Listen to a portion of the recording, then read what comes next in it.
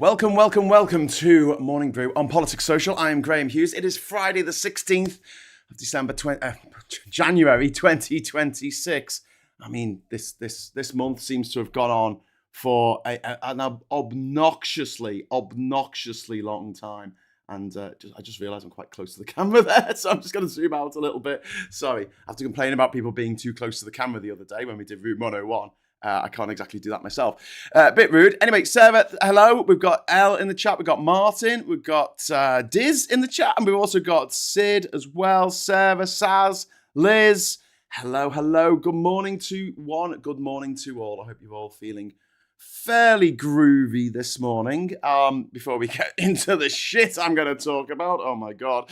But whether you are a long-term lurker or your first-time caller, if you would like to hit the subscribe button, you'll be able to join in with the chat here. And we're a welcoming bunch, generally speaking. Just don't be rude. Don't be mean to the other people in the group. And don't be mean to me or anyone else on this channel. Okay, but you can be mean as you like about Robert Jenerick. I don't give a fuck. Okay, Viper Scott is in the chat. Hello, Alistair, and Yuri as well. Let's set the goal before we get started. Since it's the morning show, I'll make it up to 10. So some confetti. If you feel like I deserve it, if you don't, it's fine. You know. But Diz likes the confetti. Make Diz happy. Our fave moderator Diz. Okay, so today we're going to be talking about the Insurrection Act in America. And by the way, I'm painting today, so I'm wearing my Oasis top. Before anyone goes, fucking bloody Oasis. Anyway, so Minnesota, ground zero of the new American Civil War. American Civil War 2.0, as predicted on this channel. Hey, talking about predictions, I said a few weeks ago on here that there's a good chance that China would try and take some parts of Russia. Yeah, that reclaim bits of Russia that were taken from the Chinese Empire back in the 1800s, right? According to some Z bloggers over in Russia, China are doing exactly that.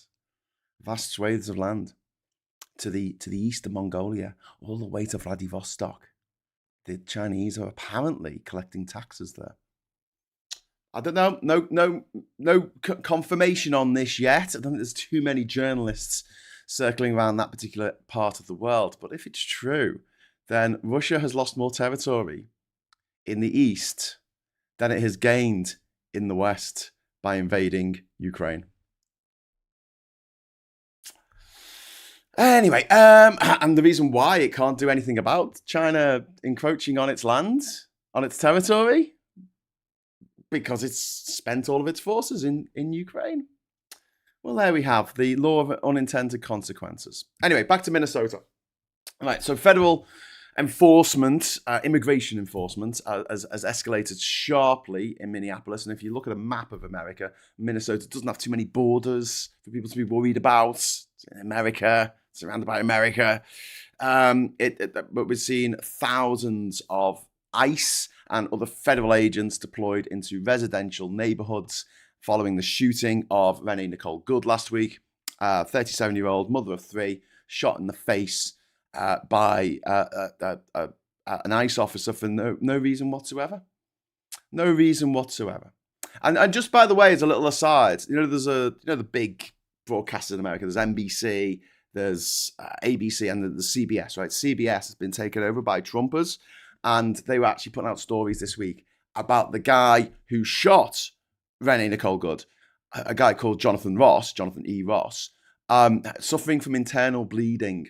A completely fabricated story that he was suffering from internal bleeding after she hit him with her car. She did not hit him with her car. She simply didn't. And also, I mean, not to get too, fucking amateur detective about this, but where the bullet hole is in the car windshield, at the front, not the side, not in the window, but the one that went in the front, it's so close to the bottom right corner that if the car had been in front of the officer, then he would have missed.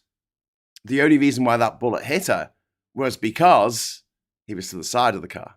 and she had turned the wheel to go that way. But we're splitting hairs here because you're not going to convince any of the Trumpers that this is the case. Because what Trump has done very, very, very successfully is he's done something that Farage does over here. He's done something that racists do, skinheads, National Front, the KKK. They all do this, right? The Nazis did this. Mussolini did this. Franco in Spain. Salazar in Portugal. They all did this.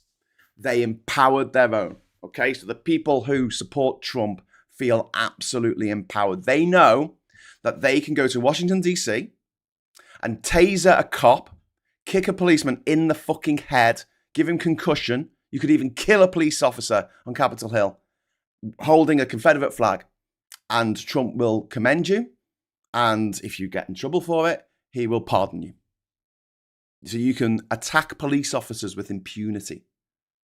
But if one of those lefties, if one of us, one of the out group, deign to give disrespect to another member of the law enforcement community in America, they can be shot dead. They can be executed. Judge, jury, executor. And that's okay, because we don't have the power. They have all the power. He has empowered his minions, millions of them, to believe that they can do what the fuck they like. And that when they do it, it's absolutely justified. When they beat a cop to death, that's fine. But when a woman is being annoying, or disrespectful, that's the word we want to use. When a woman's being disrespectful, she deserves to be shot dead. And her children left without a mum. So yeah, ICE have shot another man in the leg during an enforcement operation. And also the protests are not spontaneous riots. They are community responses, targeted responses to armed federal agents operating with impunity in civilian spaces. Now, Trump has been told by the Supreme Court that he's got to pull out the National Guard from Washington, and he sent them to Portland, didn't he? And he sent them to Chicago. He's been told that he can't do that, right? So what levers has he got left? He can deploy thousands and thousands of more of these ICE goons, masked, armed goons, to kill people in America, kill civilians, go to war against civilians, knowing that there will be a backlash and the civilians will rise up and say, no, we're not going to stand for this, which then allows him to bring in something called the Insurrection Act. And this is all planned. This is all planned out by the Heritage Foundation, by the Federalist Society, by the brain trust in the Kremlin that controls Trump and what he does. Ivan, thank you very much for the £5 super chat. Graham, I thought you'd be talking about Genovic today. Ivan, we talked about him last night on the at length on Reform Watch. So if you want to go and watch that, because I know you don't like the American stuff when we talk about it on the channel. But thank you very much for the super chat, mate. I appreciate that. But yeah, I'm going to be talking about America at the moment, because this is it has major implications for us here in the UK as well, because there's a lot of things going on at the moment with America. There's the threats to Greenland, which is going to break apart NATO. There's threats to arrest the Jerome Powell, who's in charge of the Federal Reserve, put Trump's own person in. Now, whether that happens next week or whether it happens in May when Trump gets to pick someone to run the Fed. In fact, Trump picked Jerome Powell back in 2017. Doesn't mention that too much, but his term is up this year. It's like a 9-year term, right? His term is up this year. So we are going to have to suffer through what is going to be an absolute fucking disaster when Trump puts one of his yes men in charge of the Federal Reserve. And every time this experiment has been attempted everywhere in the world that had a separate bank reserve that set its own interest rates, whenever a strongman dictator, a wannabe oligarch, an authoritarian despot like Trump comes along, anywhere in the world this has happened, and taken over those interest rates, yeah, the economy's gone to shit. Now, what happens in most countries when the economies go to shit, like in Zimbabwe under Robert Mugabe, is a really good example. You have this hyperinflation. Do people keep using Zimbabwean dollars when you get a $50 trillion note? No, of course they don't. No, they stop using that, right? That stops being used, right? Because that's silly, correct? They start using US dollars. That's the fallback currency, right? When Argentina has hyperinflation, they fall back to use American dollars. In Venezuela, they fall back to use American dollars, okay? But in America, there's no fallback. What currency did it go to? I mean, you could squint and say maybe the euro, but there's not enough euros in existence to prop up an economy the size of America. There's not enough physical banknotes. There's not enough of them. America is the reserve currency. It's the fallback for all these countries. If one of our countries fucks up, we can say, okay, well, we'll go to the dollar then, or at least we'll have an informal economy using the dollar, which happens a lot as well. There's no fallback for America. So you got that. So you got Greenland. You've got what the fuck is going on in Venezuela. You've got the fact that the Venezuelan woman who won the Nobel Peace Prize has given it to Trump, even though the Nobel Committee is going, that's not how it works. It's like it's like Usain Bolt giving his Olympic gold to Trump and going, there you go. It doesn't mean that Trump has won the 100 meters at the Olympics. It does not mean that by any stretch of the imagination. It just means, there you go. Here's the thing. If you give someone a medal that you won in a fucking battle, it doesn't mean they fought in the battle. So it doesn't mean they... Anyway. In fact, if you wore that medal that someone gave you to out and about on Remembrance Day or something, I mean, you might get into trouble. I mean, I think some people do it and they say, this is my granddad's medal and I'm wearing it for him, but I do believe it's frowned upon.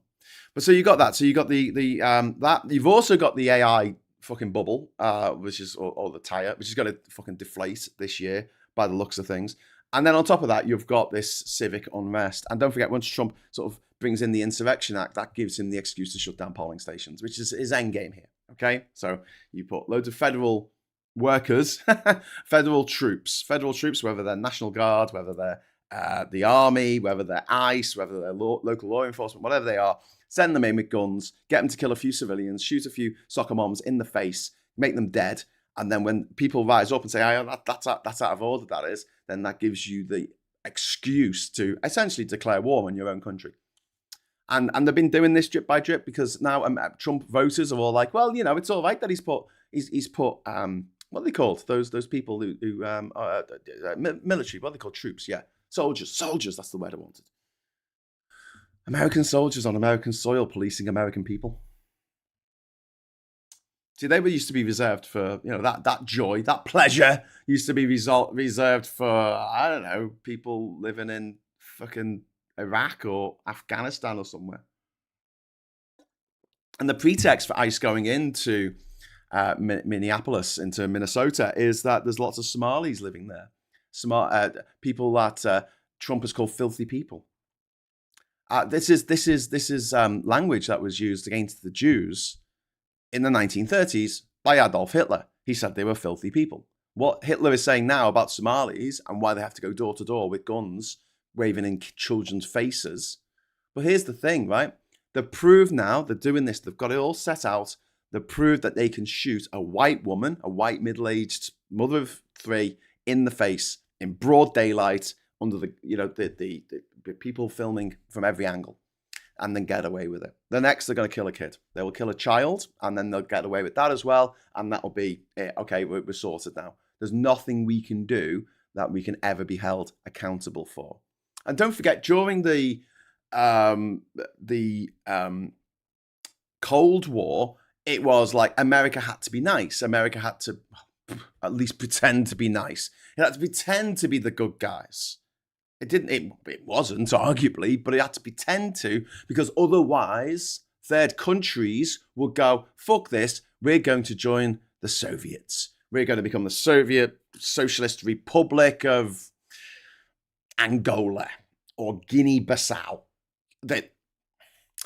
John C., thank you very much for the £10 super chat. Coup 53 documentary by Taghi Amirani and Walter Murch, Godfather of Apocalypse Now, etc., with Ralph Fiennes, Private School Mafia, an in-depth investigation of Western machinations website under the same name.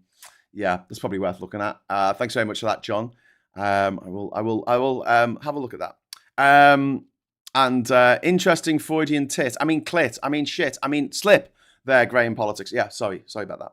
I've read Mein Kampf, and when I heard the shit Trump was going on about in 2014, all the alarm bells went off. Yeah.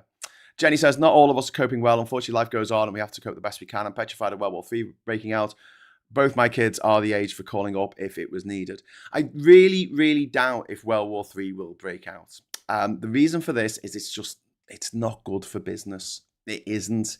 Because although a lot of the people in politics at the moment are really, really fucking short-sighted. I mean, Trump can't see 6 months down the road because he's just going to be fucking dead in 6 months with the way he's going. I mean, he doesn't look well. He does not look like a well man. But people who look at it long-term, it's not good to have a world war. Like that is not going to be beneficial to them. And don't forget, the rich need to be richer. That is the one thing they desire more than anything else in the world. They just want to be richer and richer. And a community, a society that's at war is not making necessarily the same people rich. I mean, it'll make other people rich. It'll make spivs and people smuggling in tobacco and stockings and things. That'll make them loads of money.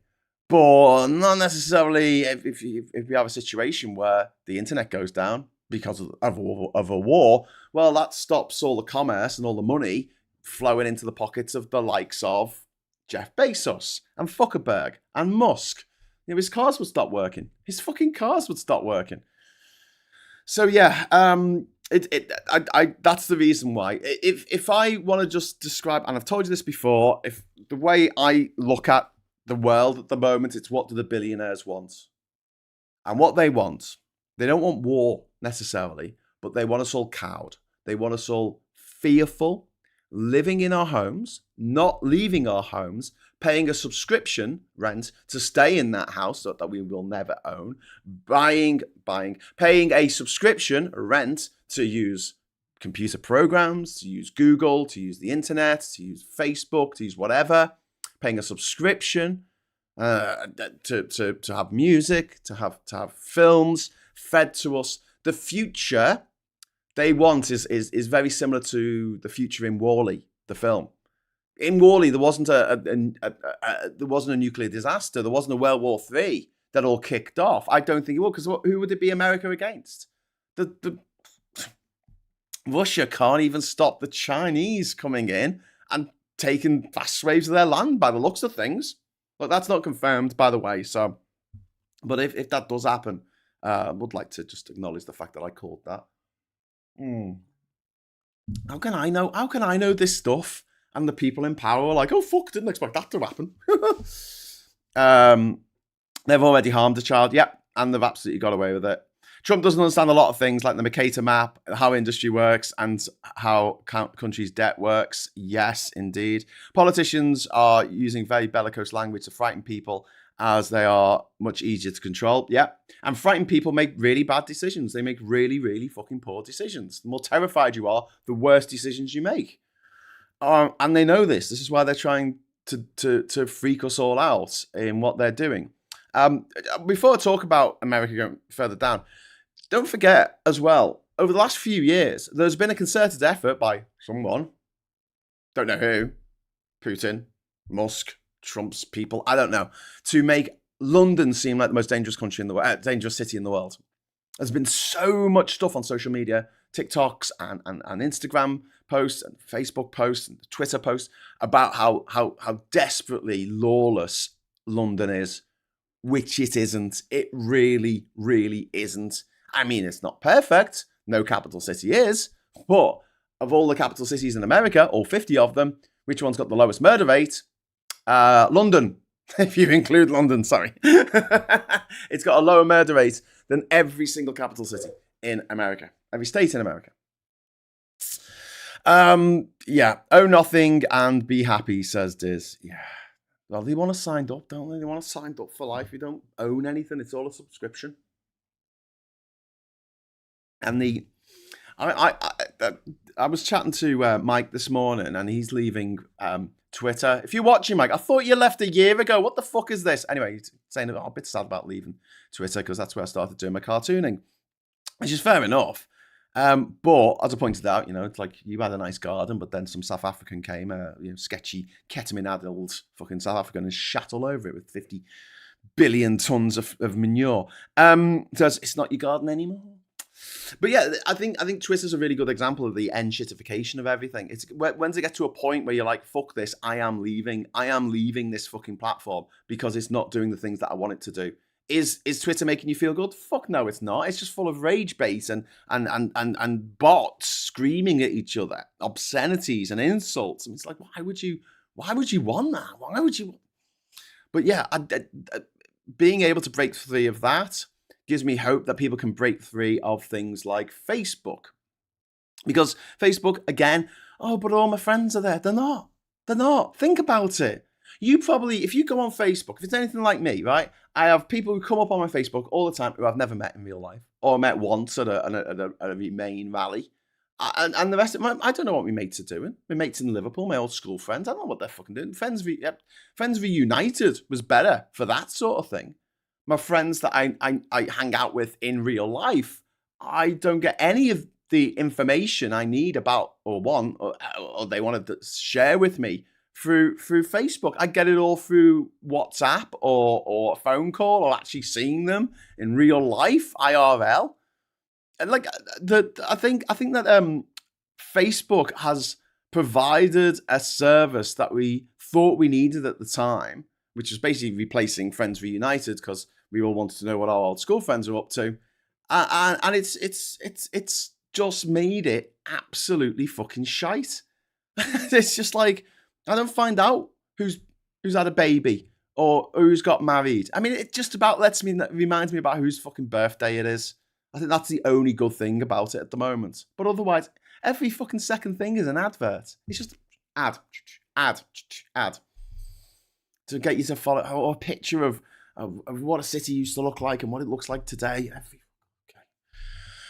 Okay. So yeah, leaving that, you know, it's got all my photos on it. Oh fuck it, you know, put them on a fucking hard drive. I think that more and more people are using these things, are going to be using these things less and less as they just become more and more redundant.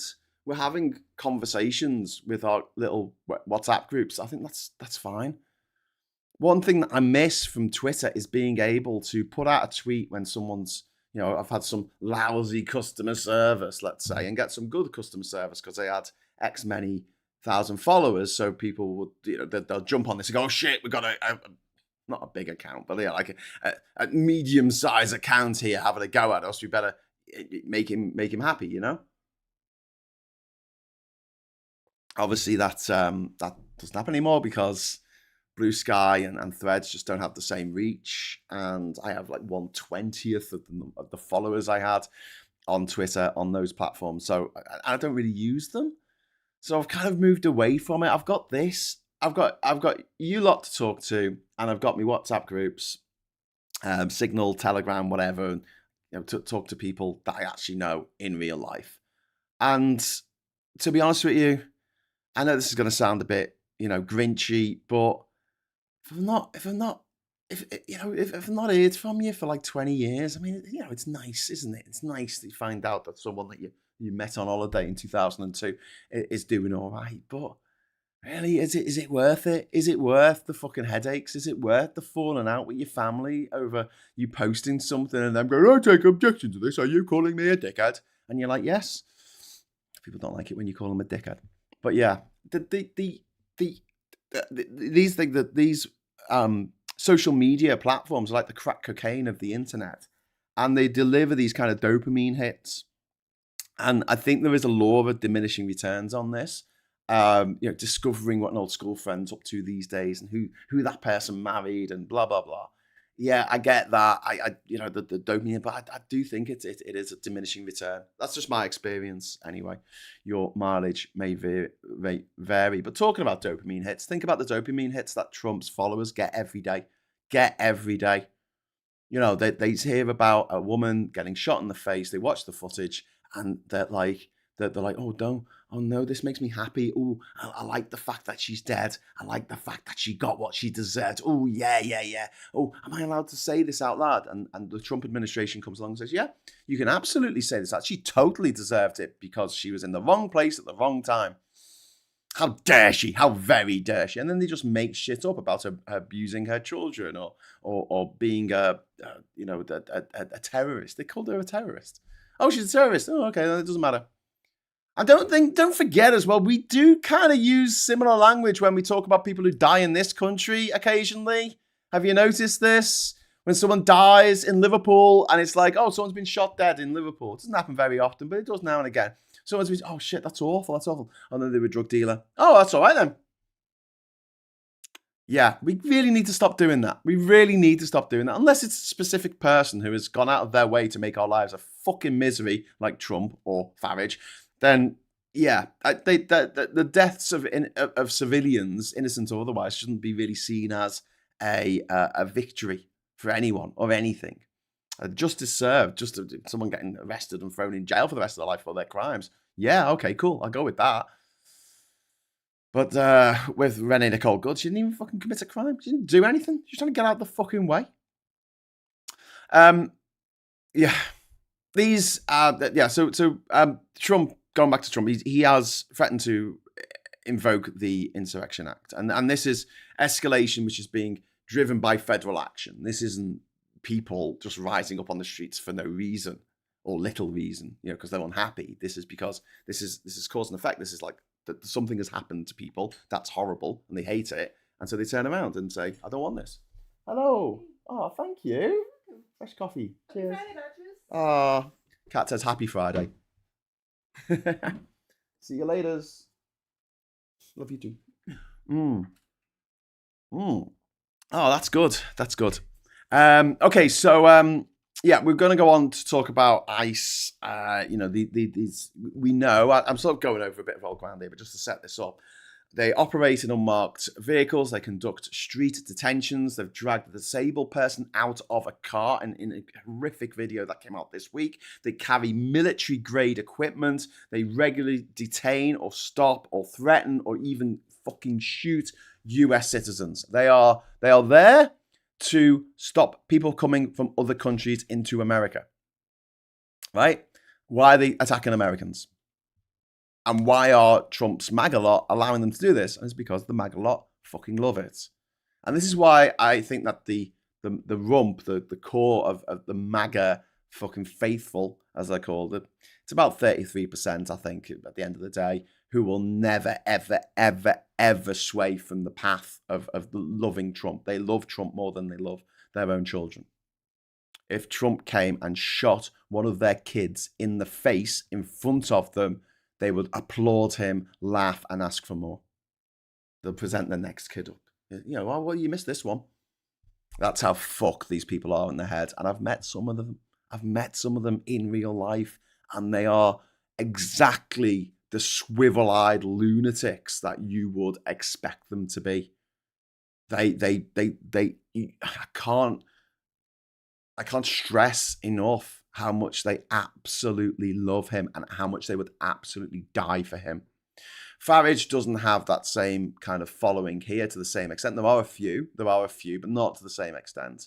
Meanwhile, there are historical figures that have generated this much enthusiasm with their cruelty because they've invited the people who aren't great, I guess, who want an excuse to be horrible, who, going back to a phone in, I think that was done by Richard Dawkins back in the day before he became a big fucking turf.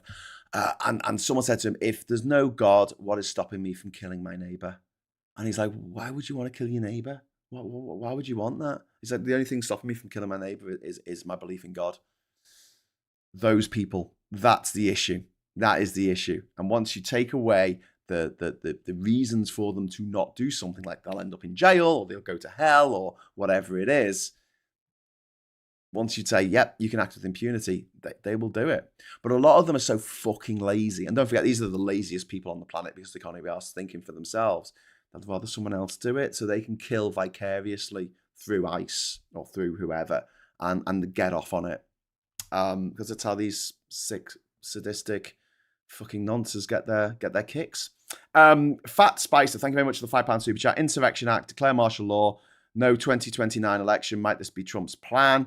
Thanks, Fat Spicer. There's no election in 2020. It's 2028, isn't it? The Insurrection Act, yeah, I do think he'll bring that in. I do think he'll declare martial law across the blue states in America and not let them vote in the midterms. He'll let the red states vote, and then he will vote on behalf of the blue states. I think that's the plan. It's the midterms that they're worried about, because if they lose the majority in Congress, then there is things that Congress can do to curtail Trump's, at the moment, or pretty much unlimited power. So yeah, in Minneapolis, this ICE operation that's going on there at the moment, it resembles an armed occupation, like what we saw in Afghanistan, like what we saw in Iraq, not targeted immigration enforcement. And the fact that the fundraisers that have been created, Rennie Nicole Good's fundraiser got to 1.4 million, and but meanwhile, the fundraiser for the murderer, the fundraiser for the killer of a white mother, no criminal record, innocent person trying to turn their car around. The GoFundMe for him, the GoFundMe for him has raised hundreds of thousands of dollars, 700,000, about half what Rennie Nicole Good's crowdfunding that has been set up in her memory for her children. What the fuck? The guy working for ICE, he's still fucking working for ICE. He's not going to go to jail. He's not going to be put on. Well, he will. And this is the thing, right? Before we go on, let them make it very clear. These dumb, stupid twats who are working for ICE and other agencies, and these people working for Trump in his cabinet and doing his bidding, right? They seem to think Trump is going to live forever. He won't. And every time there is a dictator, whether it be Hitler or Mussolini or Franco or Salazar or Idi Amin or Mugabe, once they shuffle off this mortal coil, there are consequences for the people who carried out the killings, carried out the crimes in the name of that person who's no longer there to protect them. Once Trump goes, the protection that Trump gave these people go as well. And although because of the stupid American system, it means that the vice president, J.D. Vance, will be president until the next election in 2028. It does not mean that they're going to get away with it indefinitely. There was a man a couple of years ago in Germany who was 101 years old. And he was found guilty of crimes committed during World War II, and he was sentenced to jail. And he spent the last few days of his life on this planet in a fucking jail cell.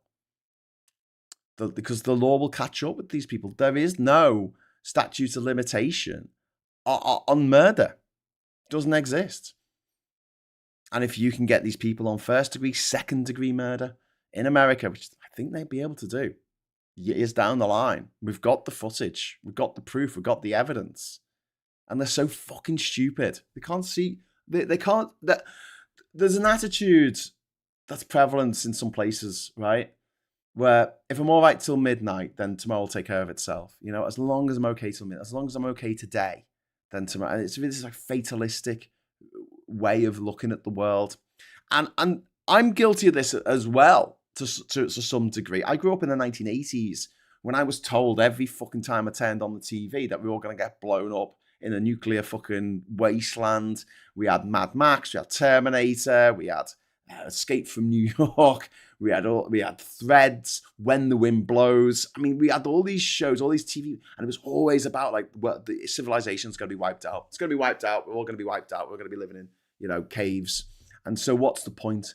What's the point of saving for the future? What's the point of getting a pension? What's the point of doing this? What's the point of bettering? What's the point? You may as well just live for the moment. And actually now, in my mid-40s, that wasn't such a good decision for me to take. It's not a good way of looking at the world or looking at your life in particular. But the idea that I don't have to worry about what's going to happen in 1 year's time or 5 years' time or 10 years' time, might get hit by a bus tomorrow.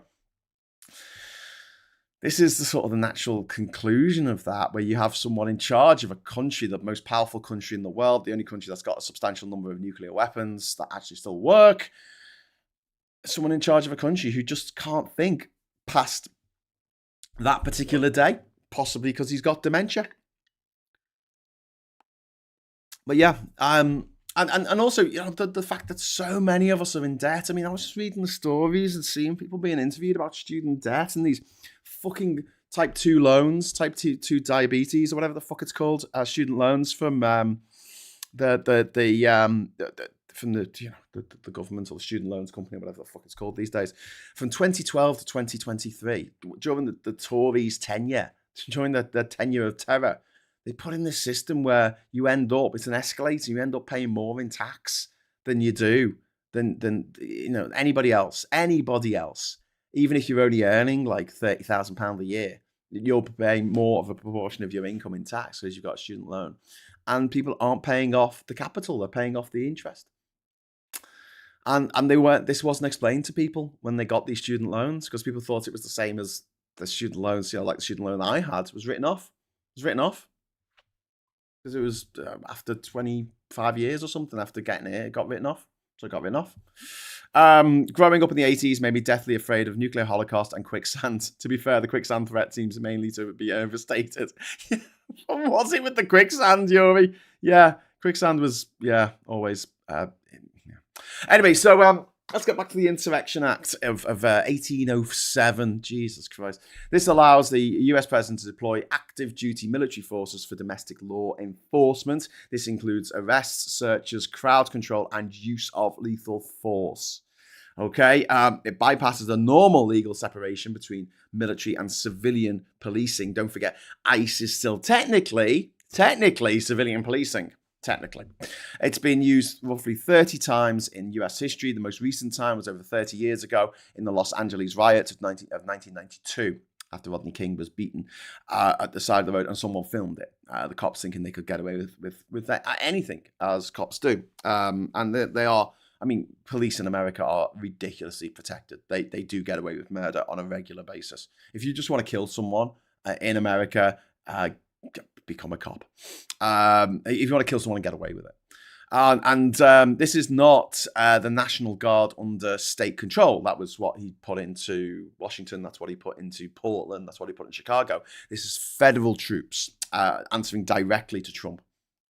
And Trump is not responding to an armed rebellion. He's protesting. He's responding to civil protests, civil unarmed protests, using he's responding to it with federal violence, or he's planning to, and by calling protesters insurrectionists, he frames the act of exercising the First Amendment right to freedom of speech as rebellion, and making them enemies of the state. And if you can say that the protesters are insurrectionists, you can say that the military force is simply defending America from these insurrectionists. The grim irony that Trump did mount an insurrection against his own country when he sent a mob of 1,500 people into the Capitol building to torture, murder, maim, burn down the building, smear feces all over the fucking walls, cause $1.5 million worth of damage to one of the most prestige buildings in America. But I mean, he doesn't give a fuck about prestige buildings, does he? Seen what he's done to the White House.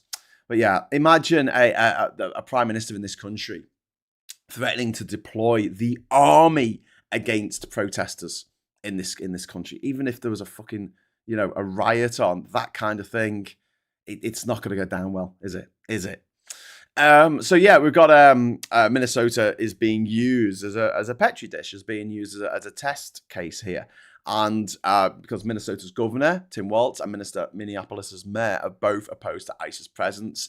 And Trump is here openly challenging state sovereignty. If you talk to one of these stupid Trump fucking motherfuckers, they try and defend the Civil War. They try and defend slavery and say, oh no, it wasn't about slavery. It was about states' rights. And I'm like, no.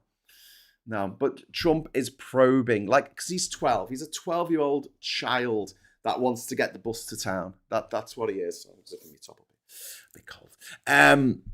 He's a 12-year-old child who he wants to know where the boundaries are. No one's ever given this spoiled, fat little rich kid, nepo baby, scumbag, toxic ball of slime, orange fucking vomit, has ever said no to this motherfucker.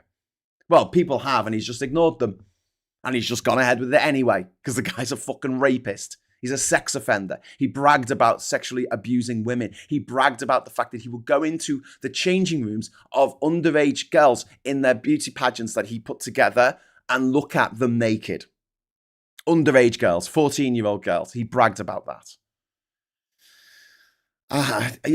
Trump is probing how far he can go, what resistance will be he'll face, and whether which institutions will hold, which won't, and if his MAGA base will continue to support him no matter what. And his MAGA base are very much telling him right now they will support him no matter what he does, no matter how many Americans he kills, they will support him. And this is the really grim reality of America. They are a very, very violent people. They are born in violence. They watch violence every day on the television. Violence is acceptable on American TV. Swearing isn't. If I go into an American's home and shoot a gun at a wall, they'll all cheer and clap and go, "Oh, isn't that amazing? You shot a gun," right? If I get into a fight outside a bar or something, they will cheer and clap and be like, "Yay, violence!" Woo. But if I say the word cunt, I will never be allowed back in that house, back in that bar. I'll never be allowed back in that town ever again. Violence is normalized in America. It's though they issue a handgun to every newborn child over there. And as a result of that, you've got a very different society to what we have over here. And it can be quite difficult for us to get our head around the American mentality. But it is a mentality that says that your property is worth killing for. Your PlayStation is worth someone's life. If someone tries to take your PlayStation from you, you should, the moral thing to do, the thing to do that will get you into heaven is to shoot that motherfucker until they're dead. Spray blood all over your walls.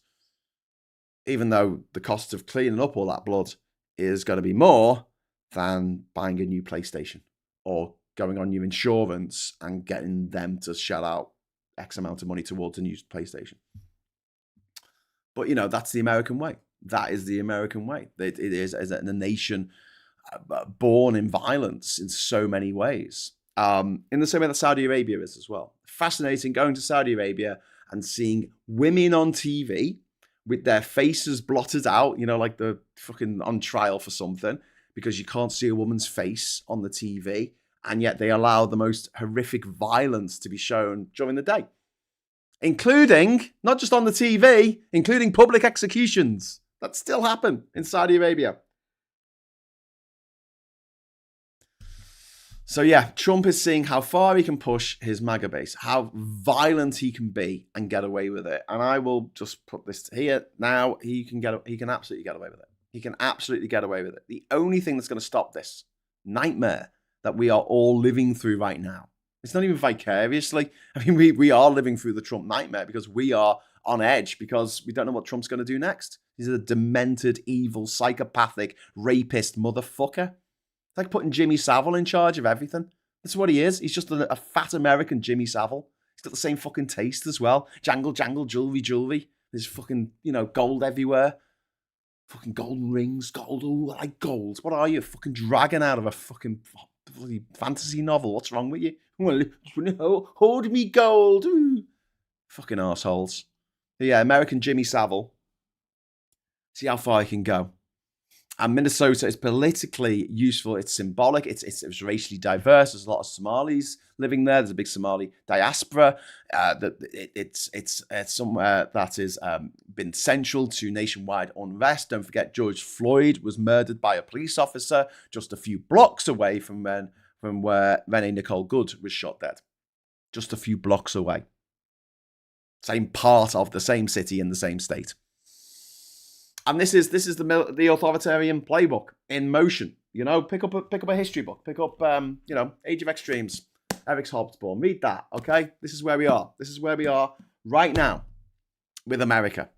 militarize enforcement agencies, use them to aggressively police civilian areas, portray backlash as chaos or extremism or terrorism. They call Renee Nicole Good a terrorist. Don't forget that. Claim that only force can restore order. The order that you disrupted. Things were quite ordered. You turned up, you disrupted things, and then you go, oh my God, everything's disordered now. What can we possibly do about it? Well, you centralize power under emergency authority, and then you go out and you shoot anyone who looks at you funny. This is not speculative. This is historically documented behavior. It has happened before hundreds of times around the world, and it'll happen again. Back to the first fucking civilizations. The Phoenicians, the fucking Babylonians, you know? This has happened time and time again. And if you study history, you can see, oh look, there's a pattern. I don't need ADHD to spot that pattern, okay? You can see it. And this, you see, the US also, I mean, this matters outside the US because, as I was saying earlier about there's no fallback currency for the dollar, if they collapse, but also it's like if America does descend into, I'm not going to call it a civil war because I don't think it'll be quite a civil war like you might expect it to be. I think it's going to be more like the troops, and then people attack the troops, and then it's like, well, what do? Do you go door to door and shoot people? I don't know how it would work as a civil war.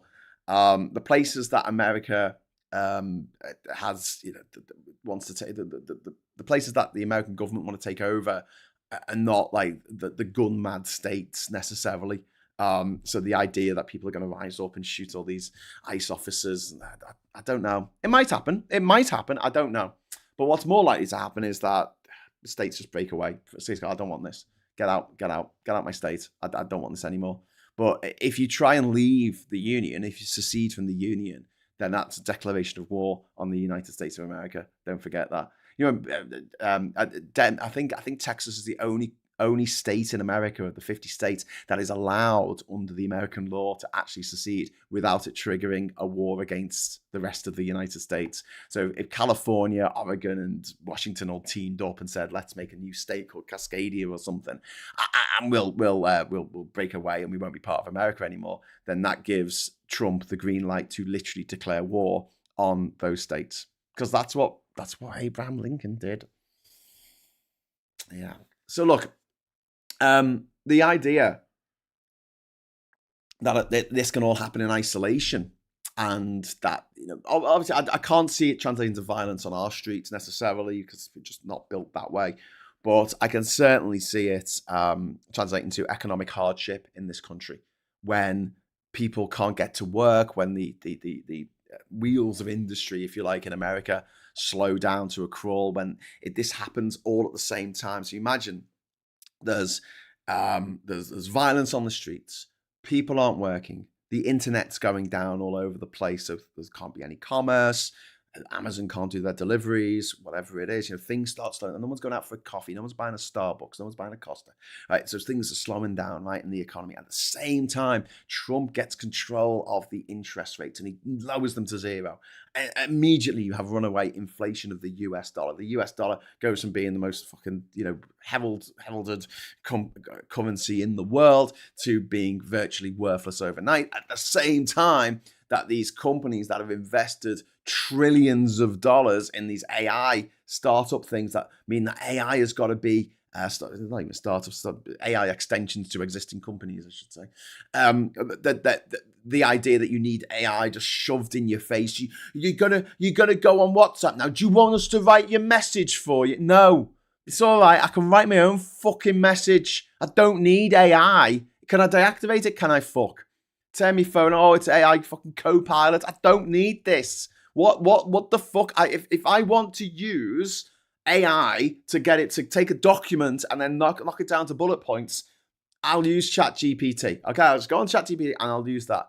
I do not need AI on my washing machine. I don't need it in my oven. I don't need it in my fucking can of Coke. All right? Do not need AI in every fucking aspect of my life because it gets things wrong. All things being equal, if it got everything right all the fucking time, then whoop-de-fucking do. You know? Great, yeah. I can just rely on this thing and it'll do what I need it to do. But I can't rely on this fucking thing. So next week, right, and next week after, right, I'm going down to London. I'm going to go and see Scott. I'm going to see Tan. I'm going to go and see Rachel. I'm going to see Hannah. I'm going to see Mike. I'm going to see Aid. I'm going to see Pranay. We've all arranged, I'm staying at people's houses. And so I'm going into London. And then I'm going to Kent. And then I'm going back to London. Then I'm going to Essex. And then I'm going back to London. And then I'm going to, I don't know, fucking Brighton. And then back to London. So I've did a spreadsheet, because this is what I do, when I'm working out my travel arrangements. And because I can't afford to just turn up and buy a ticket on the day, because it costs a fucking fortune, got all my advanced tickets, right?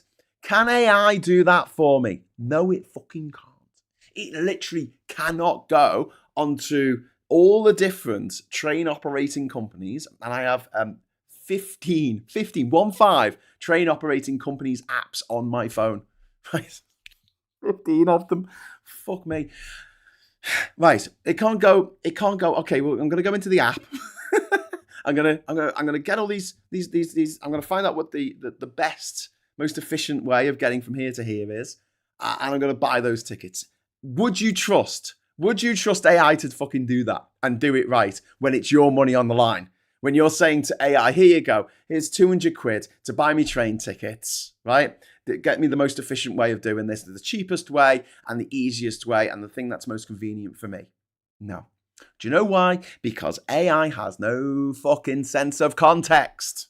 It doesn't understand context. So what it would do in this situation, because there's a rail replacement bus going from London up to Durham when I'm coming back on the on February the 1st, it would put me on that bus. And it would take me 9 hours on a bus to get from London to fucking Durham. And it would charge me £53, which is how much it is to get the fucking bus, because it's a rail replacement. It's more than that, actually.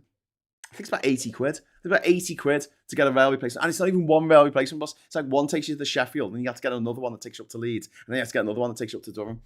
I'm not shitting you. Like, and if it's cold, it's raining, it's wet, that's the journey. And it would just get it. It would just get it. No sense of context. No understanding that, hang on. Maybe I could go via Birmingham. Maybe I could go via Manchester, get up to Manchester, and then get the TPE, the Trans-Pennine Express, get that over to Durham. Can I do that instead? I mean, it's going to take a while. Oh, no, you can't do that. Why? Well, because the train comes into Manchester in Piccadilly, right, in the south of the city, and then you're going to be going out of Victoria, because there's no train running from Piccadilly to Durham anymore. Okay, I can walk across the city centre. Oh, I can't even think of that. What, you walk out of one station on one side of the city and then you walk to another? What the fuck? Really? That's a thing you can do? AI has no idea about that. AI cannot do that. And we are putting all of our economic eggs in the basket case. That is AI. That is, it's next to fucking useless, because it's not reliable. The one thing they need to make for AI to be any good whatsoever is fucking reliable. And when you find out that they made this Coca-Cola ad for Christmas, and it took 70,000 prompts to make this fucking ad look right. 70,000. They rendered images for a 30-second ad. They rendered images so many times. No, you need to change that. You need to change that. You need to change that. You need to change that. You need to change that. 70,000 times it got it wrong. Just like, how can you rely on this? We can't use AI to make a fucking movie. It'd be shite. It'd be absolutely, because there's no sense of context, no sense of continuity. The trucks in that Coca-Cola ad, the number of wheels on the trucks changed between each shot. No sense of continuity. It doesn't understand it. And it'll never understand context. Because we live a contextualized life. You know, we know when someone's looking at us and they say, all right, we know if they're being friendly or if they're being threatening. AI doesn't. AI hasn't got a fucking clue. We take the micro expressions from people. We don't even realize we're doing it. Or the way that they speak, the way that they are standing tells us whether they could be a threat or not. We know that because it's contextualized. We know why that person is standing outside that shop looking fucking sketchy without, even thinking about it. We just do. AI is never going to know that. And when I can't get AI to say, I am going to visit my friends down in the southeast, I need to go here and here and here and here on these different days, sort that out for me. I know it'll be a fucking mess because AI can't even make a list of the fucking elements that have 6 letters in. AI can't even tell you how many S's there are in Mississippi. Graham on his AI tangents. Yes, this tangent was sponsored by OpenAI. Tram links Piccadilly to Victoria or free bus too. It's not worth it. You may as well just walk. By the time you stood there under the station waiting for the train to come, and having to pay for the tram to come, I'm waiting for the tram. It costs a fortune. It's quicker just to walk. That's what I think. Between Piccadilly and God, that Piccadilly to Victoria walk is such a pain in the ass. They built a cord. They built the Ulster cord, where they goes off the Manchester. What's it called? The Machinery Museum or whatever it's called. It's the old train station into Manchester from the original line. I came from Liverpool, and they cut that across. So they had a little cord that went from Piccadilly to Victoria, and then they don't use it. Starmer's dad created the massive tool. He did. The Coca-Cola AI Christmas ad has 12 trucks. Some shots don't even have back wheels, grinning empty faces and stupid looking animals. Such a con. Yeah. It just employ a digital animator. Yeah. Martin, it'll be cheaper. It will use less electricity. It will use less water. This AI thing, it's all been created to waste energy. It's like we're just creating food and then just burning it. After we've grown all these crops, we're just burning the crops. Why are you burning the crops? Because we want to accelerate climate change. This is why these oil companies are doing it. It's why these oil companies are helping out with the AI thing. Because it's just people were buying things that were more efficient. So the lights that are lighting these 2 lights here, right? They're LEDs. They just run off a USB. So what's that, 5 volts or something? It's fuck all. Compared with the lights that I used to use back in the early 2000s when I had these big blondes and 2 big redheads, and they would suck so much power. It was fucking insane, and we don't have that anymore. Things have got more efficient. You think of a cathode ray television, a CRT television, or a monitor, that used loads of fucking electricity compared with what we got now with flat screens. So many things that we think of, like, that we used to use and used to be really, really fucking inefficient, right? And now incredibly efficient, which is why they've had to redo the whole ABC bloody measure.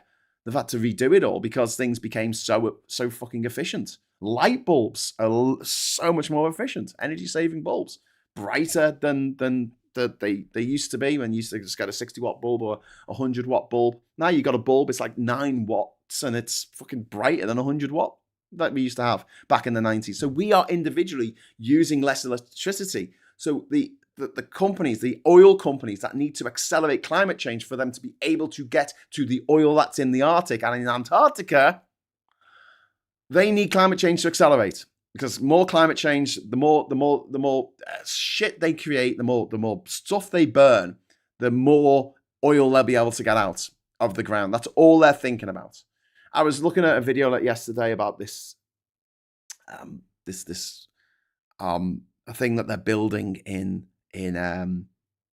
Saudi Arabia. It's called the Line or NEOM, and it's supposed to be 172 miles long. All right, love. And it's like this line in the it's what a 12-year-old would think of. I mean, everyone's 12 now, aren't they? From Trump sending in the troops to the fucking dickhead, fucking murderer who runs Saudi Arabia. What's he called? M bullshit his name, I think, MBS. He has said, we want this line in the deserts, and if anyone gets in the way, just fucking kill them.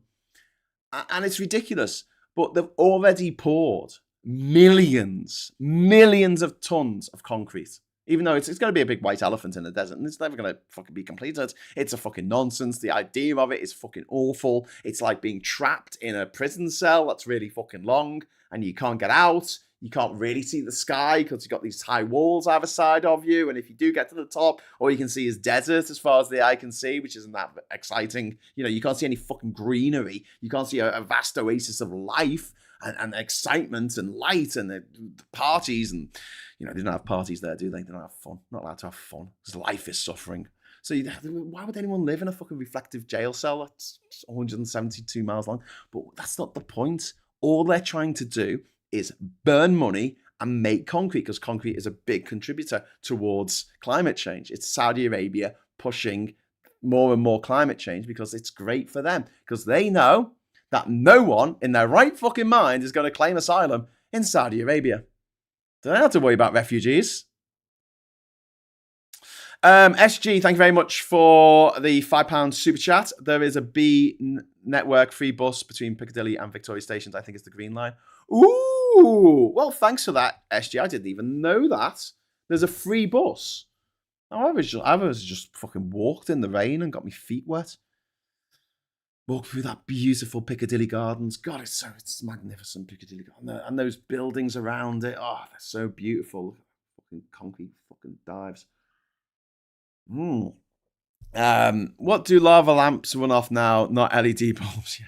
No, you get a special bulb. It's the same bulb that I think that you get in your oven. I think is that the one that they use in lava lamps? You don't have to heat lava lamps up that much.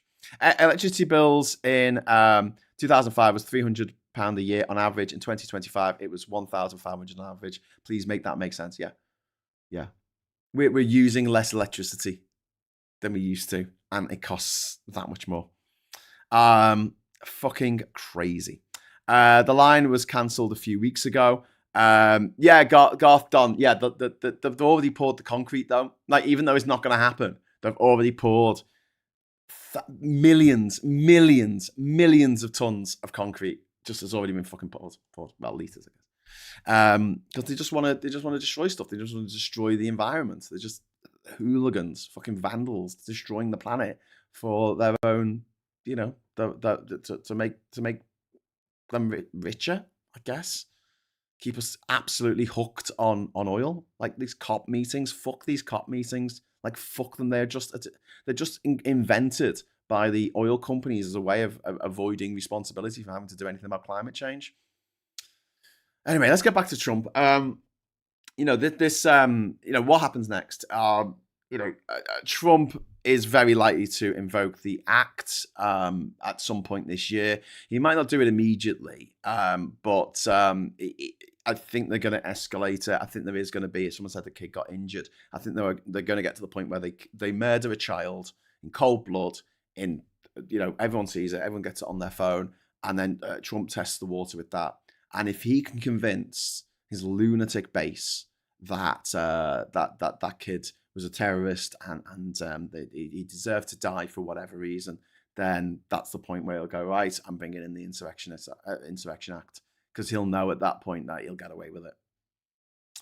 Antarctic Treaty, possible next inflection point, says One Angry Pagan. Yes, very much so. There was a deal done in the 1950s, an incredible deal, considering it was the height of the fucking Cold War, where the Russians, the Americans, and other powers around the world got together and said, we will not, we will designate Antarctica, all of Antarctica, the entire continent of Antarctica, as a scientific research area.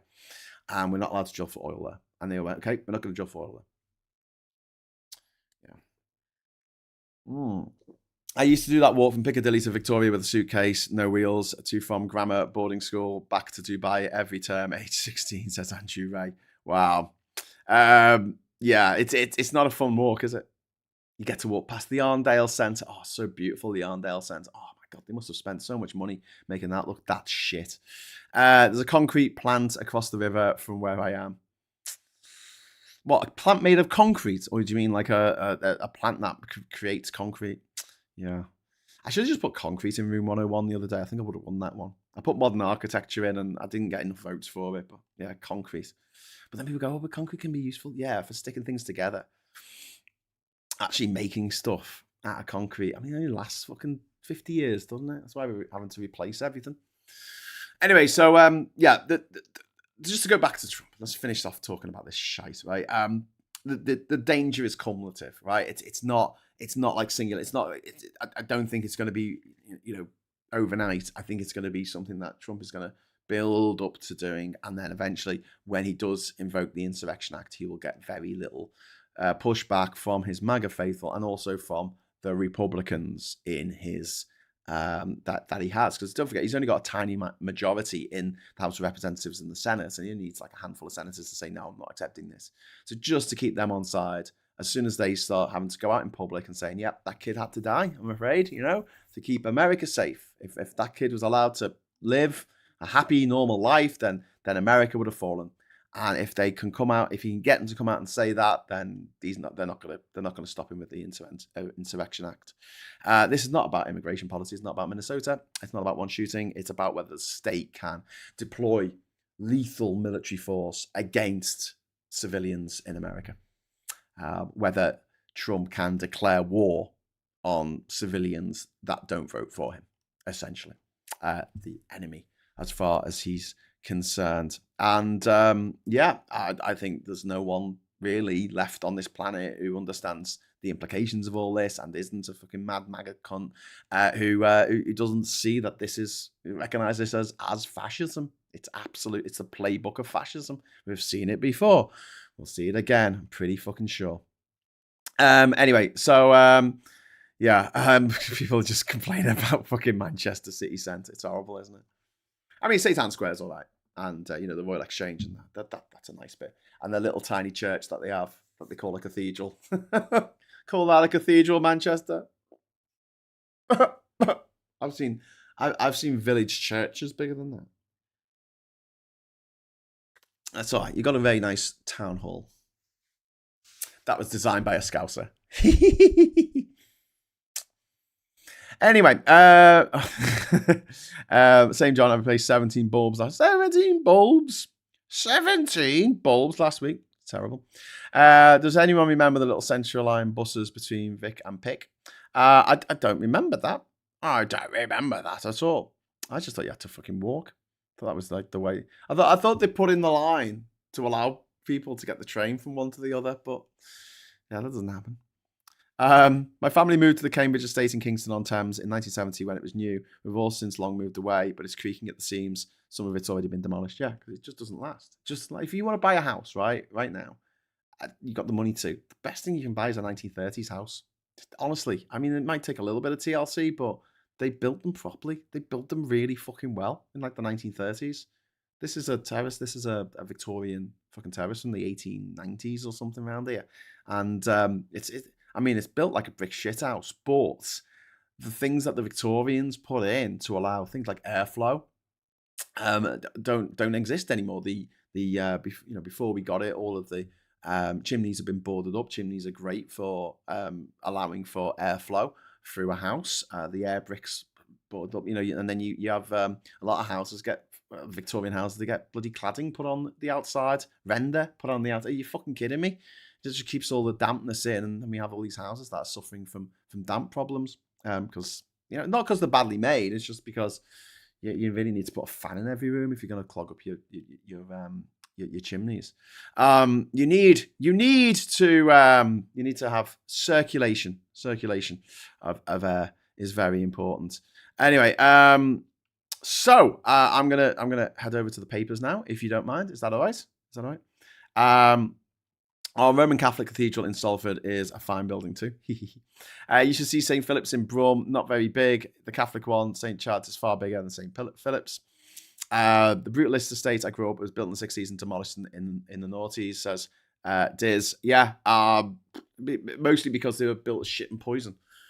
They were a con. Most of these buildings that were built in the 60s were a con. The local government, the local authorities, the local MP, the local councillors, they got X amount of money from central government to build stuff, and they just pocketed half of it, and then just what they built was fucking shite. It wasn't fit for purpose. They didn't use the right quality concrete. Did they care? Did they fuck? They made money out of it. They made coin, as they say. I'm gonna go over to the papers, but I do need to do a little tiny bit of oh shit. What is happening here? Oh, sorry about this, people. I have fucked something up and I don't know how to unfuck it.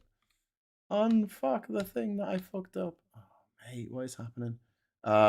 Sorry, everyone. I will adjust. Sorry about this. Oh, I see something. Um, um, I was trying to cover up Nigel Farage's face, and I accidentally did something wrong. So I pressed Control Z to undo the thing I did wrong, and it's made the bloody thing disappear. Oh no, it's back. It's back. I needed to click off it and click back on it. Okay, that's all right. Right. Why is it the wrong size? What is with you today? You're being very naughty, Mr. Computer. So let's get the Frog Farage over there. Okay, right. So we're ready to go to the papers now. I had to avoid showing you the full horrificness of Nigel's face because he's fucking disgusting. There he is. Oh, hang on. Oh shit. Oh, there's another one. Oh, give me a moment. Give me a moment. All right. You just talk amongst yourselves. I didn't realize. God, there's gonna be a lot of these, isn't there? Shit. Copy and paste. Okay, cool. Got another one now. All right. There we go. And then, sorry. This is what happens when you don't like someone's face. You've got to just cover it with a frog. I guess. And then we can go there. Oh, brilliant. Okay, now done it. Right. Phew. Okay. Thank me for this, because I've spared your eyes. There you go. I've covered Nigel Farage's face with that of a Pepe frog, a troll frog. What the fuck is going on here? Why has it got two things coming up? Oh. Okay. Sorry. I don't know. I don't even know what's going on these days. Let's get this frog over his face. Let's get this frog over his face. There we go. Okay. Right. Papers time. Take 3. We've got the Daily Star there. Greedy Niger's video nasty. Nigel Farage was pranked into playing tribute to Lost Profits pedo Ian Watkins on video message site Cameo, being paid around £75 a time. Money for old dope. Jenrick joins Reform with blast at rotten Tories, but Kemi defiant over sacking, saying bad people are leaving my party. So this is all about Jenrick leaving Refuck to leaving the Tories to become part of Tory Light, also known as a Refuck, who are the most horrific people who have ever existed, I think, in this country at least. So he's there. Jenrick, a criminal, someone who made it so that one of his old school chums didn't have to pay the tax that he was supposed to in Tower Hamlets. We'll go back over to the papers in a moment. I'm just setting the frogs up so we can. Oh no, hang on. Oh, shit. Hang on. Whoa. I put the frog over the wrong face there. Jesus, I really do need a producer, don't I? Someone give me a producer. Please give me a producer. Let's flip horizontal. Okay, cool. Right. Back to the papers. What are we saying? It's fun watching people for Switch. The cracks are forming with Refuck supporter base as a result of joining Refuck. Kemi says, bad people leave my party. It's our party, Kemi, you selfish wench. Yeah, it's not my party, mate. It's going to be Honest, Knob, Gemprick, and Nazi Farritage. Am I saying that right? Okay, so Britain's economy is moribund. Our borders are broken. No, they're not. Our armed forces badly depleted in a world of peril, and our PM's an ocean-going socialist dud. What? Ocean-going socialist? What does it even mean? As Jenrick's defection rocks the right, the Daily Mail message to Reform and the Tories stop fighting each other and end the Labour nightmare. Robert Jenrick threw a hand grenade into the politics of the British right yesterday as he defected to Refuck just hours after being outed as a Tory turncoat. Well, there you go. And then would you trust any of them on the mirror here? Farage's party of Tory failures. Badenoch sinks Jenrick after betrayal leak, and then he joins man who called him a fraud. There's something to be talked about here, though, because we've spoken about this a lot, but like the purity tests of the left just do my fucking head in. And it's very telling that Trump can have someone who is his vice president who once called him Hitler. Trump can have someone who, said in the past that Trump was bad for America, said horrific things.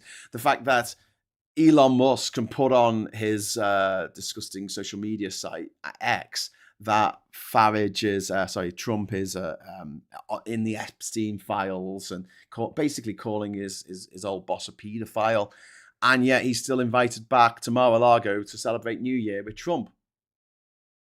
Do you see the difference? Do you see the difference between the left and the right? On the left, they're like, oh, you looked at me funny back in 2007, I'll never forgive you. The right are so forgiving. The right are so forgiving of anyone who can help them because they don't give a fuck about integrity or honor or whatever. They don't do the same ridiculous gatekeeping that we get here we get on the left. I saw a video yesterday and I was just like, oh my God. It was a white, very, very well-spoken woman saying how she came onto TikTok to make videos about Gaza. That was the thing. And now there's other people on the left who are just grifters, they're just grifters. And they're making videos about Iran, which they know nothing about. They know nothing about. They're coming over here. They know nothing about Iranians or Iranian people. They should be platforming people from Iran, but they're not. And, I think it's disgusting that these grifters on the left doing this, and then they complain about having no money. And I was like, oh my God, seriously? In this climate, you're having a go at people who are presumably working class, or at least, weren't born with a silver spoon up their arse, did not spend much time on daddy's yacht. Complain about them making videos. I'm like, we need all the help we can get. Shut the fuck up. We need all the help we can get. And if they were grifters, love, they wouldn't be on the left. They'd be on the right, getting all the money from the think tanks, from the oil oligarchs, from the industrial military complex. They'd be getting fucking shit tons of money. They'd be getting sponsored by gambling companies that drive young men to suicide. They'll be getting the money. They'll be getting all the fucking money. If Femi was right-wing, he would be a millionaire by now. A millionaire. She's going, oh, there's grifters on the left as well. There's grifters on the left. They need the fucking head read. It's not the way to grift. It's not the way to make any fucking money. Let me tell you. But the idea that we're allowed to talk about Gaza, but we're not allowed to talk about, Iran. What? Why? What? Oh no, she's allowed to talk about Gaza, but we're not allowed to. Just the way some people think. And she sounded so fucking posh as well. And I know I've got a chip on my shoulder about the fact that anyone who gets a real platform in this country tends to be incredibly posh. But, at the same time, Jesus Christ. Anyway, so what is she then? I'm sure she would meet the very definition of a grifter. No, I think that point was that you should do it for the love of the game. You should work every day creating content and trying to get people on board and giving them arguments to use in everyday life and explaining what's happening in the world and building these communities. We should just do it for nothing. We should do it for free. And this is one of the biggest problems we have in the UK at the moment, because all the people in positions of power are private school mafia. They never, ever, ever had to worry about money in their life. They never had to worry about finding 20p to put in the electricity meter to get the lecky on for another half hour. They never had to worry for a moment about not making the rent because the daddy bought them a house when they were 18. They never had to worry about not being able to afford the repayments on their car and having their car taken off them and then having to walk to work. They never had to worry about that. They never had to worry about losing their fucking job because they just walk into another one. And anyway, they've got loads of money. They don't care. And so they're insulated, and they can just say, "Oh, you should just do it for the love of the game. You should do it for just the joy of telling people that Trump is a bad person." And you're like, okay, well, that's great for you, but if we allow that to happen, the only people who get a say, the only people who get any kind of platform whatsoever in this world, in this life, are people who are born rich, who can rely on mummy and daddy, bank of mum and dad to pay for their rent, to pay for their mortgage, to pay for their food, to pay for their petrol that they put in the car, to pay for their fucking car. The rest of us, we're really fucking struggling. It really doesn't, and then Pranay got on there, and Pranay's like, I really love it when a white woman comes on and says that what we should be, tells brown people what to do. I thought I couldn't say that, but I was fucking thinking it. Me fuckers, Tories in disguise, says Sid. Yep, you're absolutely right. And Martin, thank you very much for the couple of quid for the Lecky meter. Thank you, Martin. That's very kind of you. What I meant, Graham, I was using logic against it. Yeah, Chrissy, I know. I absolutely. She. But she using her logic, she's a grifter. Like, she came on the internet to tell people what they should think about Gaza, what's happening in Gaza. Okay, we need that. We need people explaining what's happening. I guess that's not covered enough in the news or something. And so, that's why she came on. But then to criticize other people doing the same thing who aren't as rich as her, who have to say, hey, can you give some money towards the Ko-Fi? Can you help us out with this? Can you help us out with that? Sans, thank you very much for the £2 super chat. That's very kind of you. There you go. And Chris C. Breaking news: Russia says Greenland is Danish as it laments extraordinary clash over territory. That's an interesting one for Russia to come out with. Yeah. And Mr. Tiss says, my Iraqi mother-in-law was a Farage. Farage would love her a tiny brown foreign lady.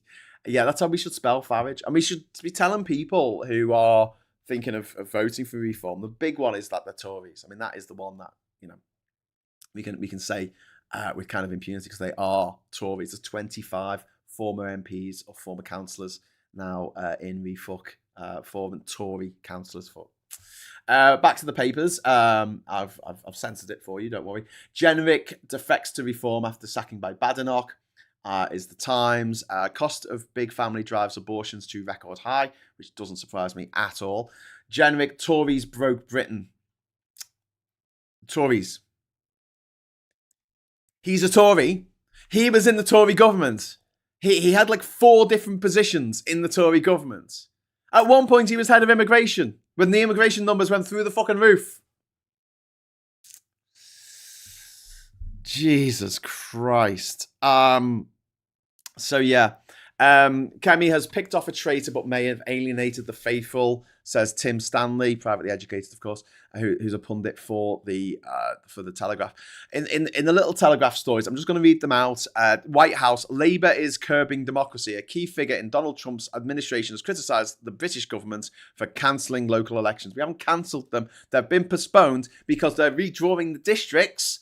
And that comes in place in 2027, and there's literally no point in having a big fucking election, which costs a lot of fucking money for a council that's not going to exist in 12 months' time. It's just fucking pointless. And at the time, there were Tories and refuckers saying that we shouldn't take part in the EU elections in 2019 because they were only going to be MEPs for 6 months, and then we were going to pull out the EU. So, anyway, your country needs you, over 60s warned. Oh, God, they're not going to like that. Trump talked out of strikes at the last minute on Iran. And then we've got some more papers here with, God, I don't know how I'm going to do this. We've got Day of Poison and Betrayal as UK's right-wing feud deepens. And then I'm going to go over to the, I'm going to go back over to the papers now. Sorry, go over to the Guardian. Let me just cover this gobshite's face.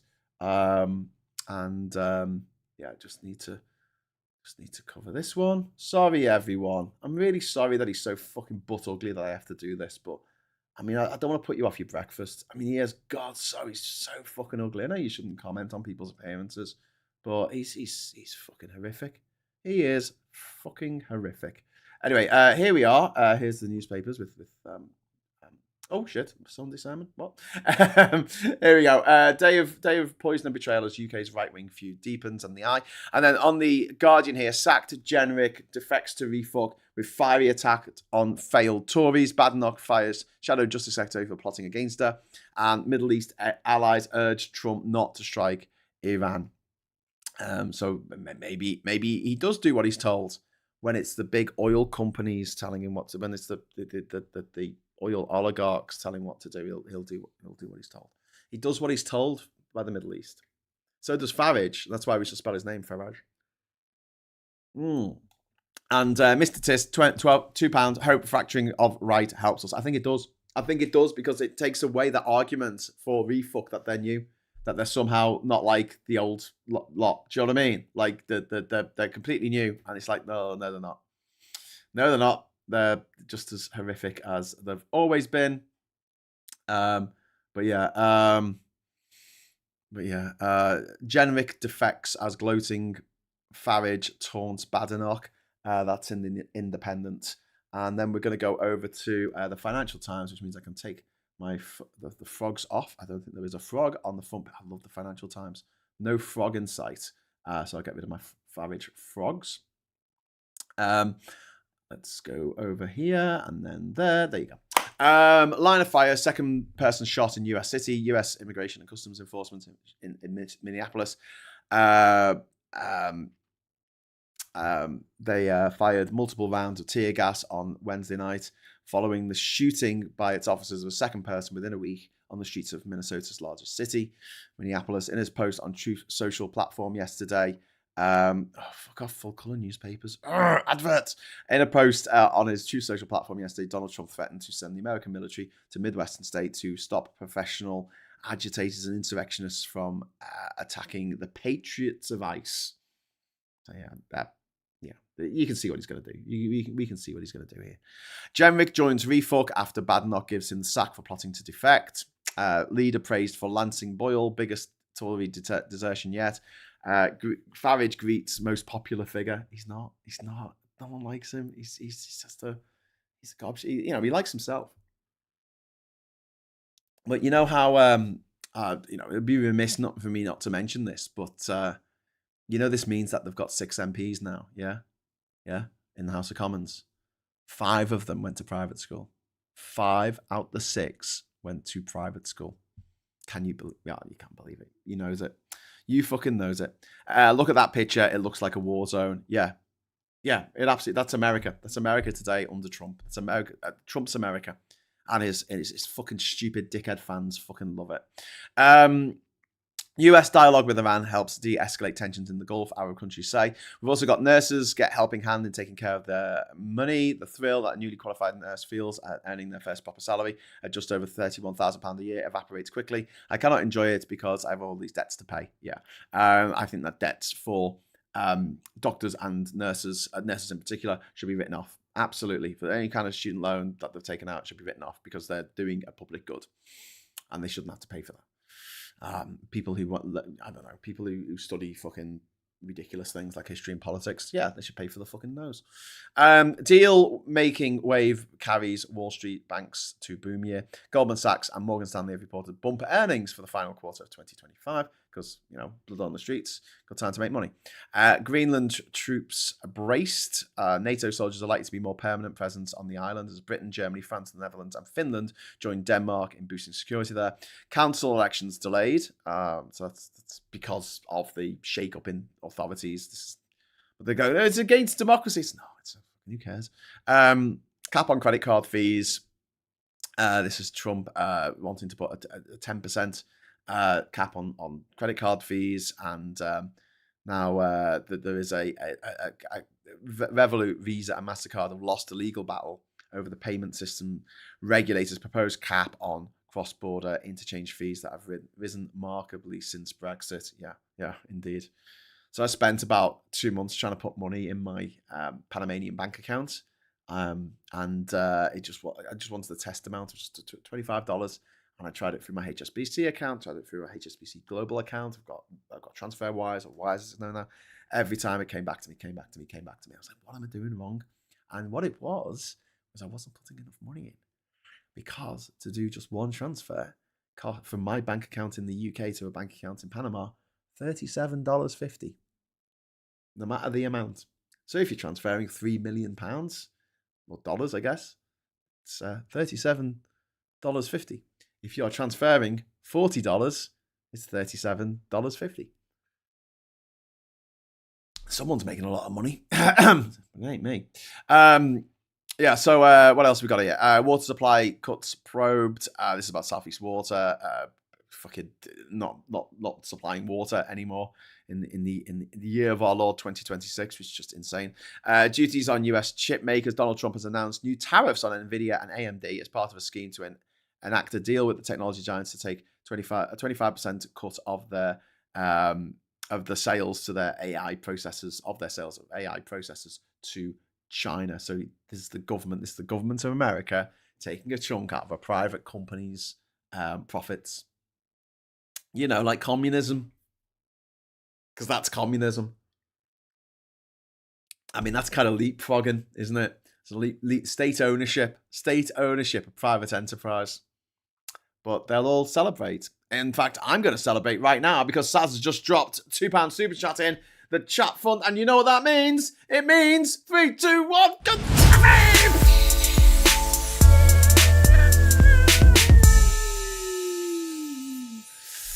Yeah, all good, all good. I didn't know Anson went to a Borstal. He didn't go to a posh Borstal. He went to a state school.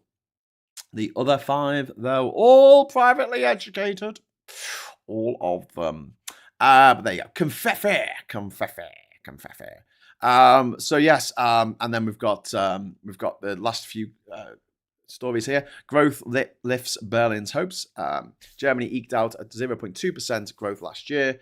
First annual GDP rise since 2022, as Europe's largest economy slowly shows signs of recovering from a recession. And then we've got riders told to slow down, with Indian delivery drivers told to slow the fuck down.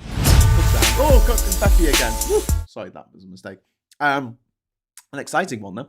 And so that's it. They need to slow down because they keep running people over. My smart meter says I'm using around 6-7 quid a day on power, which, unless I stop using my admittedly hungry computer, my sole source of entertainment, I just cannot reduce. Yeah. I mean, the electricity costs are just fucking ridiculous. That's because we're using oil. It's because we're using fucking gas and coal and fucking nonsense to power our lives. Well, it's not coal anymore, but, you know, natural gas. We're using natural gas. The BBC is saying that the Nigel Peace Prize winner has given her medal. The Nigel Peace Prize winner? You mean the Nobel Peace Prize winner? Peter, yeah, that's true. She's given a medal to Donald Trump. I said that at the top of the show. I think I mentioned it, did I? Where I said that it doesn't count. It's like, you know, I gave the example of Usain Bolt giving his medal, or someone who fought in the battle giving their medal to someone else. Doesn't mean they fought in the battle. Doesn't mean they ran the 100 meters in 9 seconds. Nobel, stupid thems, says Pete. I knew what you meant. USA want processors manufacturing move to America, then they will dump Taiwan. Yeah, that's the plan. That is very much the plan at the moment. But it's creating processors not for people to buy to play video games. It's processors to fuel this AI nonsense that isn't going to make our life any fucking better at all, because it's not reliable. And they go, oh, we'll use AI because humans aren't reliable. We're a lot more reliable than AI, mate. I'm not saying that AI is fucking useless, but I'm pretty sure if there was any human endeavor that humans spent $2 trillion on over the course of a few years, I'm pretty sure that it would be a success. You know, that much money.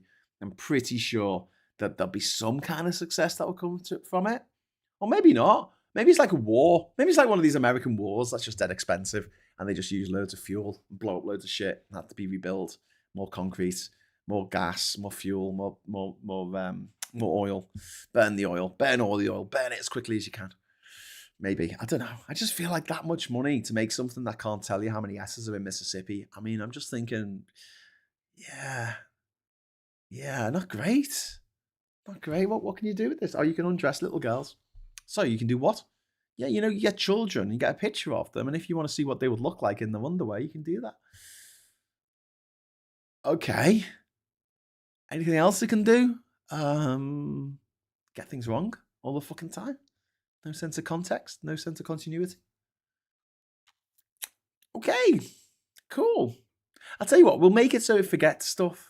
You know, so after getting it to make prompts every morning for you, not prompts, sorry, after prompting it to make notes for you every morning, get it to say that you're in America. Get it to say our country when referring to America. Why would they do that? It knows I'm in Britain. I've told it enough times. We talk about British politics all the time. Just because I'm talking about American politics doesn't mean that I'm going to be. I'm in America all of a sudden. Doesn't work like that. No sense of context. The best one was when I typed in, can you do the blurb for me? Is what I'm going to be talking about. And he goes, yeah, sure. On tonight's edition of Morning Brew. And I'm like, what's the name of the show? Morning Brew. When do you think it's on? Well, it could be any time, really. No, what's the show called? Morning Brew. Okay, when is the most likely time for that to be on? Morning. Okay, so why did you put tonight on Morning Brew? Okay, I'll rewrite it. And it rewrites it again, and it says, this evening on Morning Brew. And I'm like, oh my God. So, yeah, it can do things. But only like the slowest kid in the class. You have to mark the homework. You have to make sure they got it right because you cannot rely on it. You cannot rely on it. And that's the issue that AI is going to have this year and why I think that the balloon is going to deflate. The bubble might not burst, but I think it's going to fucking deflate. And when that happens, mixed in with Trump putting fucking soldiers on the street, rattling his saber over Greenland, taking over the Fed and putting interest rates down in the ground, it's going to be difficult. It's yeah. I'm really not looking forward to this year at all. Sean 906, thank you very much for the £2 super chat. RAM has tripled in price, £100 to £300 due to AI. Yeah, to get things wrong, but it could be fueling creativity by humans, making it easier to edit 4K video and make things better, make it easier to render stuff in After Effects to look fucking incredible, special effects, engines, and rendering images and rendering cartoons and doing stuff that humans are actually using their computers to create themselves. Yeah, instead of that, I've got a better idea. Why don't we not do that?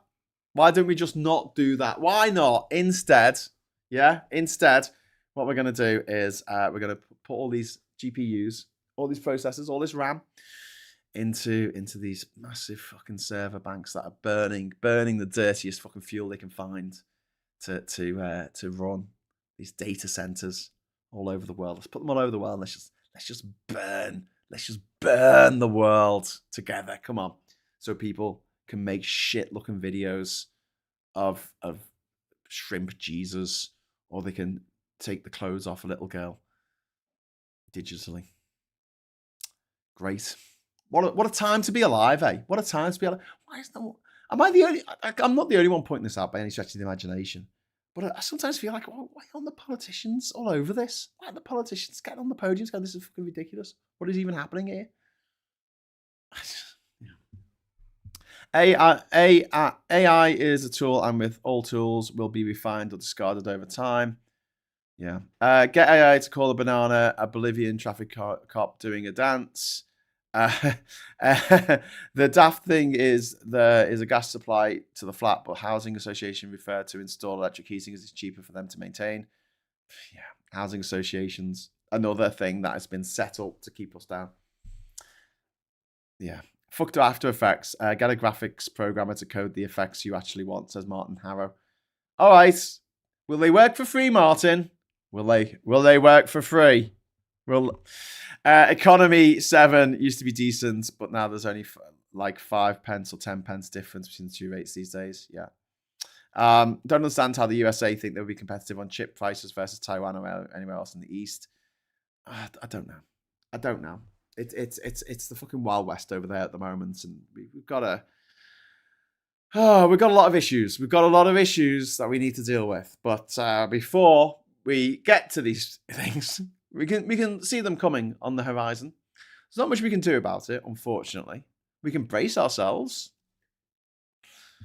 and we can be thankful that we don't live in America, which is something I'm incredibly thankful for every day of my life. I think, God, I don't live in America.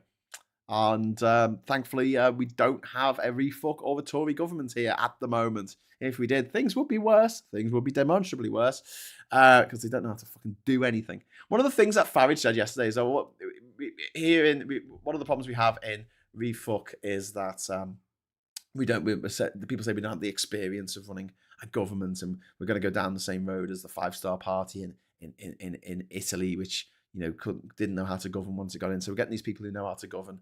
And who's it got? Robert Jenrick.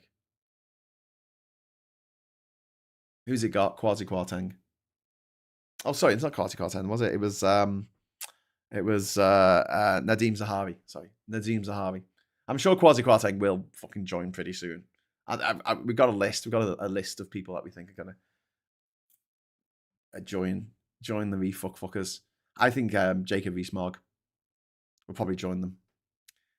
So yeah, the incompetent people that ran the Tories are now Jenrick standing up in front of everyone saying, "Oh, those incompetent Tories are the reasons that we're here. Vote for me. I'm not an incompetent Tory." I just, yeah. 1950s treated nuclear energy in the same way I seem to recall from history. Evolution is a trial and error process. If Musk is that confident, he should do an image of a Muslim prophet in a bikini. Yeah, that'll be interesting, wouldn't it? Should see rates small businesses have to pay per unit for the lecky. Yeah, talking about like doing that kind of thing, upsetting the Muslim world. It wasn't the editors of the Danish newspaper that got the shit for that, was it? It was the actual cartoonist himself, who actually ended up getting attacked in his own home. He was stabbed in his own home, wasn't he? Miss Paula Thomas, £5 super chat. Anyone mathematically inclined should search for Tome Rocks Maths Chat GPT for a couple of hilarious videos. Yeah. If you look at popular mechanics / science of the era, they had mental ideas. Yeah, I mean, AI can't do the simple things that we want it to do. And yeah, it might get better, but I can't see it being 100% getting it right all the time, because it gets things wrong. And then you point out that it's got it wrong, and it goes, "Oh, sorry, my mistake," and then makes the same mistake again. And until they can contextualize AI, get AI to see the whole of human history, existence, the history, the differences between different groups of people from different areas, what they think is important, what they think, the things that we treasure, things that we regard as the fabric of everyday life, the micro expressions and the microaggressions that AI just doesn't pick up on. It just does not know what is happening. I mean, most of the time when we go into a new situation, we're trying to gauge the situation given the information that we've got, and we try and make the best play given the information that we've got. Now imagine that was you every day of your life. You're thrown into an unfamiliar situation, and you had to sort of work out from your limited knowledge of what's going on. That's the problem with AI. That is the problem, because I guess when I say it's got no sense of context, it needs to have a hierarchy of importance. Here's the difficulty: the information that it gets, the contextual clues that it gets, needs to have a hierarchy of importance. But here's the thing: that hierarchy changes all the time. And us humans, who have human brains, the most complex thing we know of in the universe, can just about contextualize things and make the best decision that we can given the situation, right? Try to. I shouldn't say make the best decision. Try to make the best decision that's in our interest, in the interest of the group, or whatever.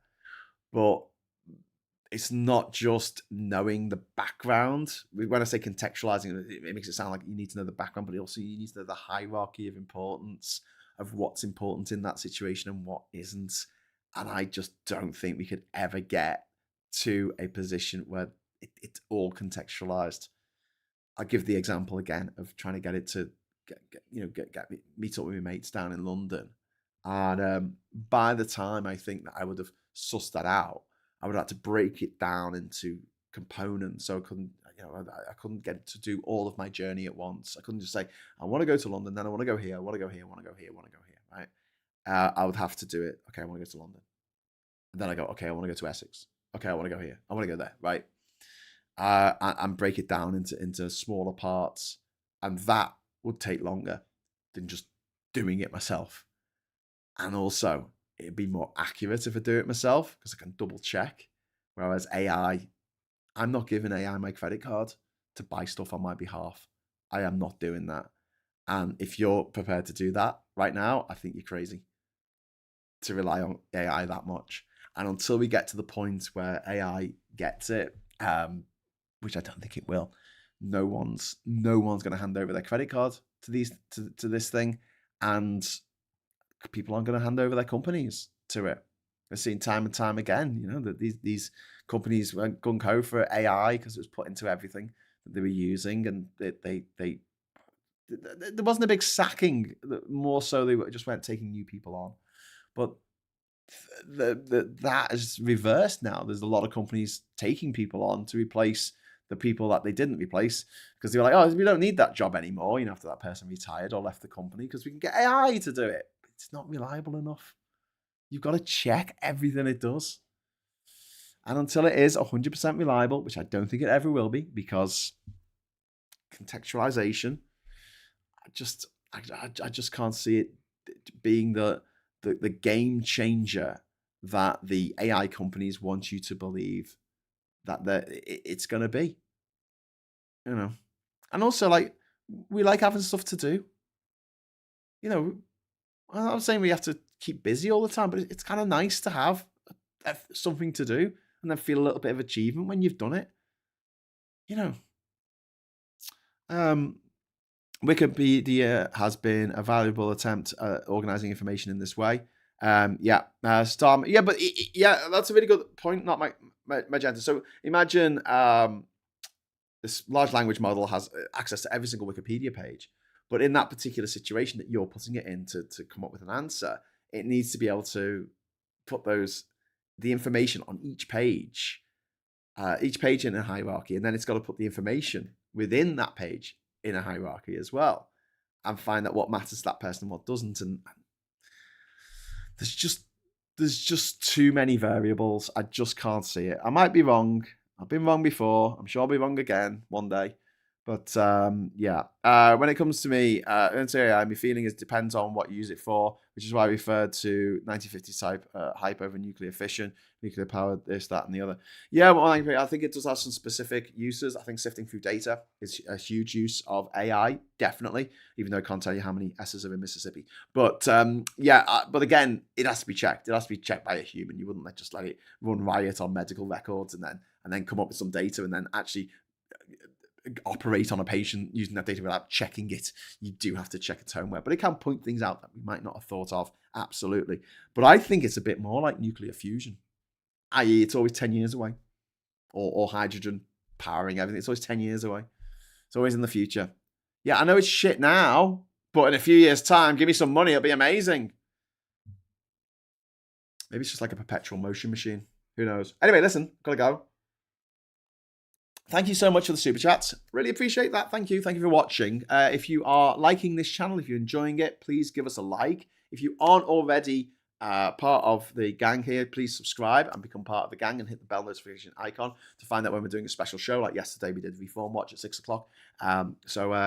People got notified of that. If they'd hit the bell notification icon, they wouldn't have been notified if they hadn't. So please hit that if you will. And finally, I'll just say, please join us at 1 o'clock today. Me and Phil Morass will be talking about the generic defection and how it's all going to play out over the next few months, as far as we're concerned.